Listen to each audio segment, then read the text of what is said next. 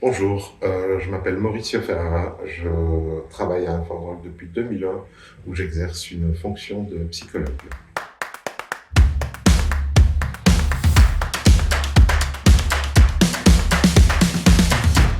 Le chemsex vient de la contraction chemical et sex. En fait, il s'agit d'une pratique qui est observée principalement chez un public qu'on appelle HSH, c'est-à-dire des hommes ayant des relations sexuelles avec d'autres hommes. Et cette pratique consiste à intensifier et à prolonger les rapports sexuels en utilisant des drogues.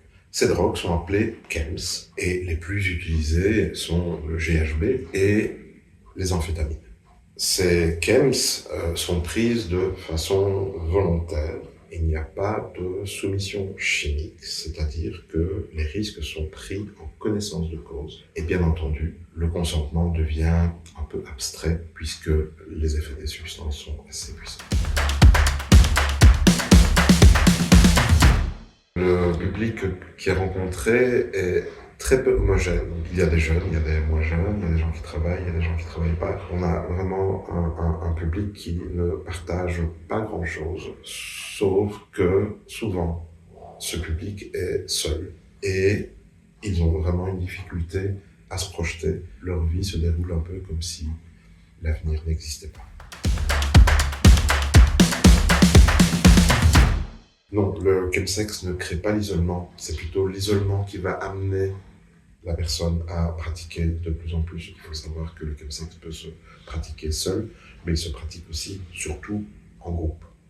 Et il se crée une espèce de sentiment d'appartenance. Ce sentiment d'appartenance va rendre encore plus difficile l'arrêt de cette pratique, puisque la personne se retrouve à nouveau isolée.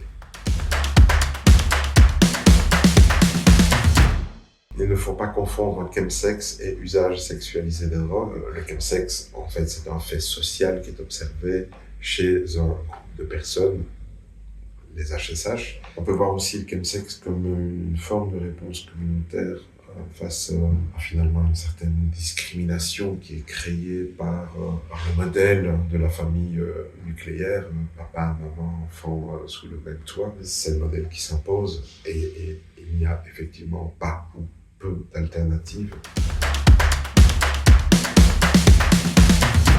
Absolument pas. Une grosse partie des chemsexeurs n'ont pas besoin d'aide pour arrêter. La plupart gèrent leur consommation. Une partie d'entre eux, par contre, vont vraiment avoir besoin d'une aide thérapeutique pour avoir une abstinence durable.